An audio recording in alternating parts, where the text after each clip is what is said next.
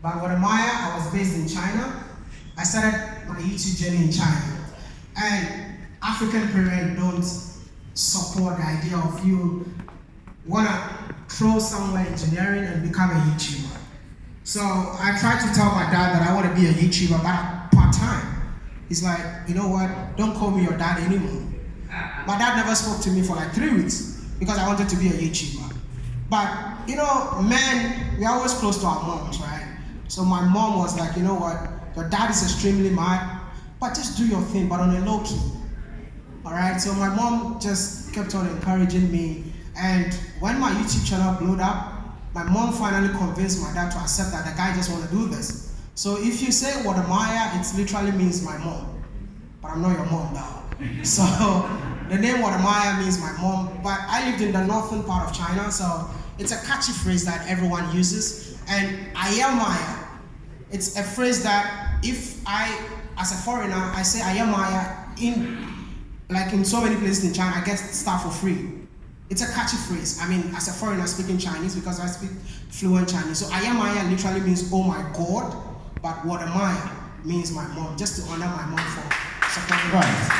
So you speak Chinese, you speak Mandarin. Very well. Okay, so give us a welcome address in Mandarin. Tasho Oyinga Hwanyi Nemendo Lai Jelly. Shishi. Oh, is that all? What does it mean? Shishi? I just welcome all of them in here. Thank you for having me. Okay. All right. So that's quite interesting. Yeah. So what made you want to become a YouTuber? For you to go and tell your dad and tell your mom, for your dad to get angry and all of that. Why did you want to become a YouTuber? I didn't want to become a YouTuber. The YouTube journey was born out of boredom. I was literally bored because I went to school in China 3 months without school fees. So I was not going to school. It's a long story, but let me put it that way. I was not going to school, so I was just in the dormitory. But in the dorm, I had nothing to do. And then a friend of mine came to me and said, you know what, we are not doing anything, let's go find some Chinese women, right? And out of that, we're like, okay, let's come out. And we started making videos. And it was just a video talking about Chinese women, 13th February 2013, sorry. So, bored, talking about Chinese women, we recorded, but I was the main character. So they gave me the video. And I didn't know where to keep it. So I kept it on YouTube as a storage place because I didn't have a pen drive that time. So I put the video on YouTube, just like that. And then my friends watched the video and they said, oh, you're funny, oh. But I started cracking more jokes and no one was watching. My friend decided to tell me that you're no longer funny. So from there, since my friend was telling me that I'm not funny, that's why I decided to use their negative remarks as my source of inspiration. That's why I always tell YouTubers that if you are doing stuff and no one is hating on you, you can go to Melbourne, you can go to ShopRite and go and ask them, is there any way I can buy haters? Because haters helps you grow. And I believe that my journey, it has been haters that made me who I am today. That's it. Do you know any of your haters? A lot. Are any of them in this room? I mean, no one can hate me now, eh? Yeah. So how do you deal with the haters?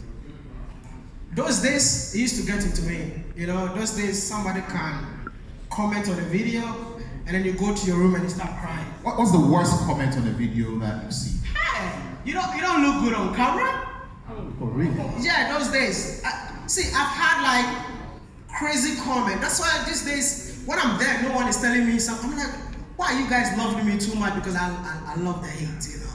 Because I have a thick skin now. Because those days, my own roommates, classmates, it's not coming from people that I didn't know. It was coming from my friends. So you can imagine if my friends are saying this, how much more than seeing a stranger telling me that you're no good now. No, my friends told me that 5 years ago. So right now I don't really care.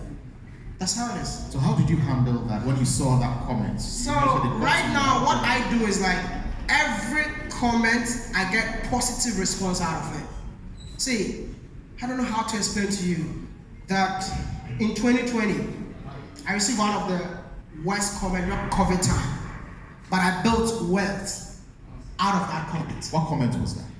So I used to travel around Africa promoting Africa because I was tired of seeing Africa in a negative light. So I decided to set up a project called Africa to the World, uniting African YouTubers to tell the African story.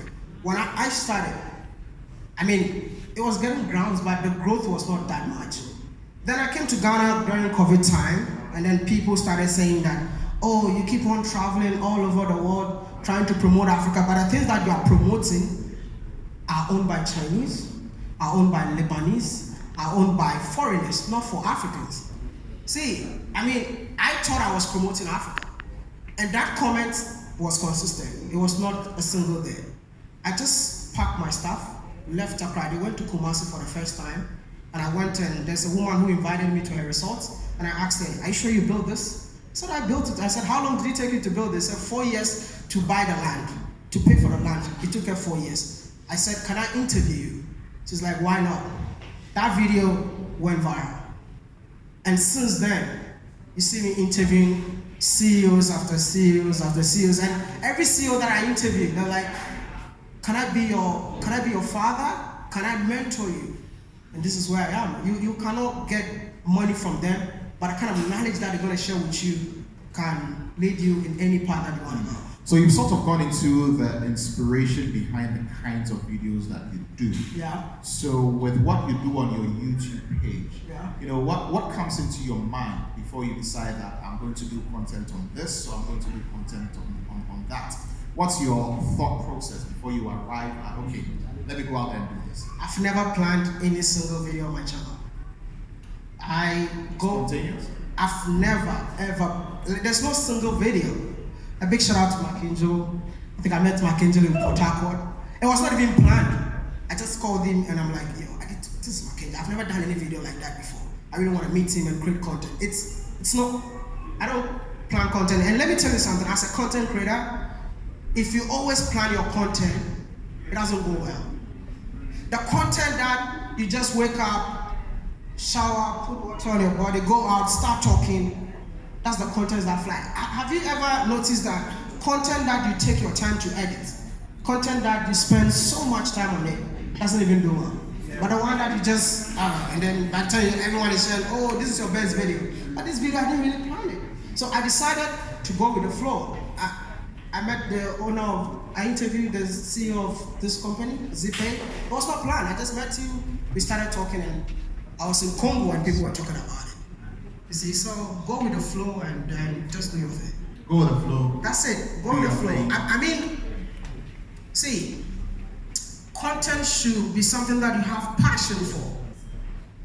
Don't let people force you to create content. If you have passion for it, every day you wake up and you want to create something new. And I always tell people that there's so many stuff to create. Just look at your surroundings. Look at what you enjoy doing. I met somebody who loves eating, right? And I told him that, hey, if I were you, I would just eat and create. Because that's what you enjoy doing. You never get tired of eating. I love talking. But I want to talk for you to pay me. That's how it is. So whatever hobby that you have, take advantage of it. That's it. So do you have any regrets? Do you have any regrets getting into the YouTube space? The only regret why I never started this earlier. That's the only regret. Yeah, I think I should have used my aeronautic engineering money for YouTube if I knew. That's what you studied in school. I'm an aeronautical engineer by profession. Have you practiced? Of course. Where? In China. I was based in China. So I lived in China for 6 years. What were you doing exactly? I deal with wings. So I started in school like 4 years, and then I deal with wings, aircraft wings. And from there, that's when I got tired and I decided to, because as an engineer, you don't earn more than a YouTuber. Really? I don't know, maybe. I see. Okay. So, just like I asked the CEO of Zeepay, there are a lot of content creators here. What is that, one thing, one lesson that you've learned? Of course, I know that you've taken a lot of lessons from all the things that you've said here. But that one thing that you want people to focus on, that one lesson that you've learned that you can impart on them in their journey to become successful, content creators. Focus on your craft. One time. It's very important. Stop jumping on people's stuff.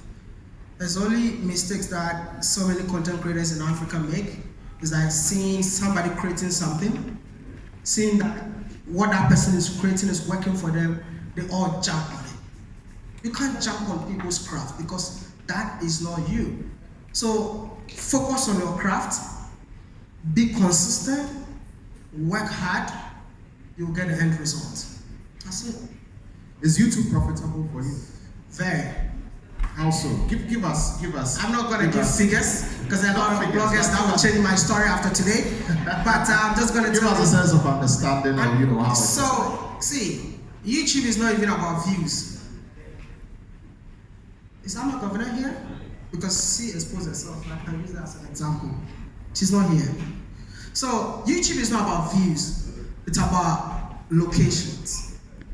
Where are people watching you from? So I've seen a YouTuber in Ghana who was making videos. I mean, she's quite known. But she opened her YouTube showing people how much she makes. If you had the video, you could have played it. And then a video of 30,000 views, she's making like $20. And in total, like all her YouTube career, she has made like $2,000 or something. I called her myself because I felt so sad. Because I felt like, what are you doing wrong? So I had to let her open her analytics, and I checked it out, and I'm like, 70% of the people that are watching are from Ghana. And that is the biggest mistake. So many of you focus so much on being famous, you know. See, I don't think some of you even knew that I was a Ghanaian. Because that was not what I was focused on. You focus on your craft. So focusing on, getting known, getting popular, getting famous. That is not the end goal. The end goal is to make an impact. And as soon as you make an impact, you make an income. But if you go for the fame, you forget the vision, you forget why you are here. That's right. Okay, so before you go, let's play a game. A very simple game. Wow. Yeah, very simple game. I hope it's something that I'm used to. A very simple game. I'm pretty sure you played with your friend before. It's called Truth or Dare. Okay. Yeah, so Truth or Dare. I'll go for truth. You go for truth. Yeah. Okay. What is the cringiest thing you've done for views? What is the cringiest thing you've done for views? Something you're not proud of, but you did it because you wanted views. Wow. I think I did everything out of, like I'm very spontaneous with my content, yeah? So something that, okay, you rather would not have done, but because you needed the views, you came out of your shell, or you came out of your comfort zone. It wasn't the best. It was unorthodox, but you decided to do it because Charlie, if I do this thing, the views will come out. No, eating in gutter, eh? But that was Rwanda when I was sitting in the gutter. But it was not. The gutter was clean. So why did you decide? No, because like I told you, I'm very spontaneous. Yeah. So I was in Rwanda and everybody saying that Rwanda is clean. Then I was walking in the gutter and I see somebody cleaning the gutter and I'm like, this does not happen in Ghana. This guy cleans the gutter 5 times a day. There's a restaurant. I just went to buy my food and I just went to sit in there just to prove to people that it's clean. But I don't think that was. Yeah, I think when I went to Namibia, I spent time with the Himba people and they put some stuff on my skin. Okay, that was the craziest thing I've ever done. Because it took me like a week for me to clean my body to have my skin back. I think and the video blew up. I think a lot of people see me in town and they ask me questions like, oh, did they give you a woman? I'm like, yeah, I have no idea what happened to me. You just saw a 30-minute video. All right, let's do another one. Truth or dare? Okay, they said I should pick dare. Okay, dare. Dare. Okay. Do a TikTok challenge. I don't even have a TikTok account. Which one is your favorite? There are a lot of bloggers here, so where's the TikTok? I'm pretty sure they are recording and all of that. TikTok. So you can do when